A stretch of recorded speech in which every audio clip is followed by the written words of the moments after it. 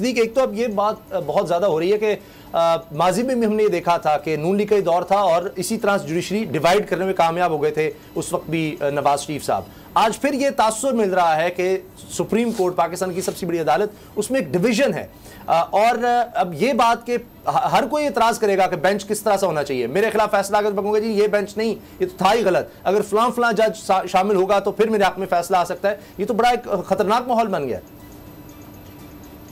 देखिए, मैं सिर्फ अदालत की बात नहीं करूंगा। अदालत को हम अगर एक तरफ रखते हैं, अभी अदालत पे बात ना करें तो इस वक्त हमें वाज़े तौर पर नज़र आ रहा है कि जो शरीफ ख़ानदान है, जो जरदारी फैमिली है, जो PDM है या उनके हामी जहाँ भी बैठी हैं, उन सब की सर्वाइवल की जंग है और सब अपनी अपनी सर्वाइवल का जंग अपने अपने सर्वाइवल की जंग लड़ रहे हैं और सबके मफादात जो हैं वो मुश्तरक हैं। सबको ये बात नज़र आ रही है कि अगर इलेक्शन होता है तो इस वक्त कुछ भी कर लें, जितनी मर्जी धांधली कर लें, जो भी कर लें, इमरान खान को शिकस्त नहीं दी जा सकती। तो इस वक्त पूरा हमारा सिस्टम जो है वो इमरान खान का रास्ता रोकने के लिए जो है वो जो जहां बैठा है वो अपना अपना किरदार अदा कर रहा है। ये तो मैं ओवरऑल बात कर रहा हूं। अगर आप स्पेसिफिक अदालत की बात करें, देखें जब ये बेंच की तश्कील का मामला चीफ जस्टिस पाकिस्तान को भेजा गया तो उस पर 7 के 7 जजेस के दस्तखत हैं, तो उस वक्त 2 जजेस दस्तखत ना करते। अगर वो उस बेंच का हिस्सा रहना चाहते थे ना भेजते, उनके दस्तखत मौजूद हैं। फिर जब 5 जजेस आकर बैठे और जितने दिन समाअत होती रही, एक भी मौके पर जस्टिस मंसूर अली शाह साहब या जस्टिस जमाल खान मंदोखेल साहब ने यह नहीं कहा कि जनाब वो 2 जजेस क्यों नहीं है। फिर जब चीफ जस्टिस ने ये अनाउंस किया ओपन कोर्ट में और कहा कि 3-2 की मेजॉरिटी से हम ये फैसला अनाउंस करने जा रहे हैं, उस वक्त भी मंसूर अली शाह साहब ने ये बात नहीं की या जमाल खान मंदोखेल साहब ने ये बात नहीं की। हालांकि हमने देखा कि अब हम मुसलसल देखते हैं कि बहुत सख्त जजेस के आपस में जो है वो देते रिमार्क्स हैं, लेकिन वो बड़े तल्ख एक दूसरे को सवाल और जवाब कर रहे होते हैं, एक दूसरे के से तजाद उनका सामने आ रहा होता है। तो एक बार भी ये नहीं कहा मंसूर अली शाह साहब ने। फिर एक और चीज हमने देखी कि मंसूर अली शाह साहब जितने दिन मंसूर अली शाह साहब और जमाल खान मंदोखेल साहब बेंच में 5 रुकनी बेंच में बैठे रहे, उनके सवालात इलेक्शन के ऊपर थे। यहां तक कि ये मंसूर अली शाह साहब का आइडिया था कि जाएं और कंसेंसस करके ले आएं और 1 तारीख पे आप इत्तेफाक कर लें तो उस तारीख पे इलेक्शन करवा लें। लेकिन जब फैसला सुनाया तो उस वक्त मंसूर अली शाह साहब ने और मंदोखेल साहब ने कहा कि ये नाकाबिले समाअत हैं दरखास्तें और ये सोमोड होने नहीं चाहिए था। तो ये बात पहले भी की जा सकती थी। यानी जितने दिन वो बेंच में बैठे रहे, सवाल इलेक्शन के ऊपर थे, कंसेंसस की बात की, सारी चीज जब फैसला अनाउंस किया तो कहा कि नाकाबिले समाअत हैं।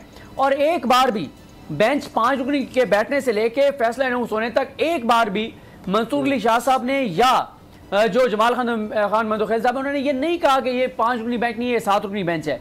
तो बात यह है कि अगर 2 जजेस जस्टिस इजाजुल हसन साहब और मज़ाहिर अली अकबर नकवी साहब ने अपना माइंड डिस्क्लोज कर दिया था कि ये कि जनाब सोमोटो होना चाहिए, 90 दिन में इलेक्शन होने चाहिए, तो 2 मोअज़्ज़िज़ जजेस जाहिया अफरीदी साहब और अतर मिल्ला साहब ने भी अपना माइंड डिस्क्लोज कर दिया, ये कहकर कि जनाब ये तो नाकाबिले समाअत हैं, दरखास्तें पहले हाई कोर्ट में जाएं। और बल्कि अतर मिल्ला साहब ने तो यहां तक कह दिया कि जनाब पहले ये देखें कि वो जो असम्बली तहलील हुई थी वो ठीक हुई थी या नहीं हुई थी।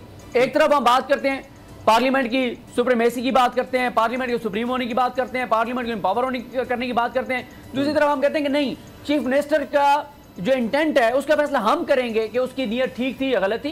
तो ये वो चीजें हैं जो हमारे सामने हैं। लेकिन शरीफ खानदान जो है वो बड़ी जबरदस्त तरीके से वो कामयाब हो रहा है, इदारों को अंदर से तकसीम करने में, बाहर से तकसीम करने में, बाहर से हमले करने में, अंदर से हमले करवाने में बड़ी जबरदस्त तरीके से वो कामयाब।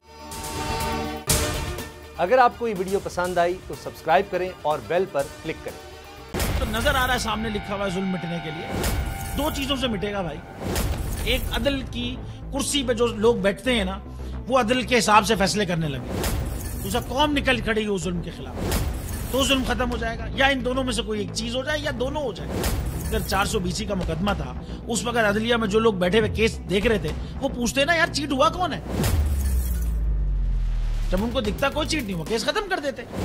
तो जालिम जुल्म कर ही नहीं पाता। 9 जजेस ने नोट बिफोर किया मेरे केस को यार, 1.5 साल चला।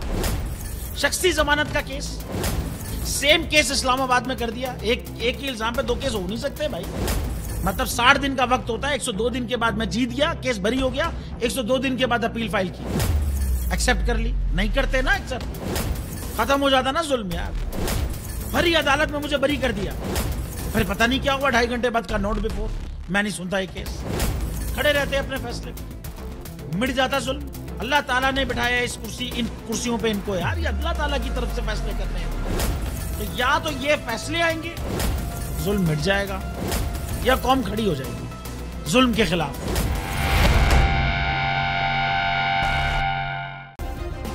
सब्सक्राइब करें और बेल दबाएं ताकि कोई खबर रह न जाए।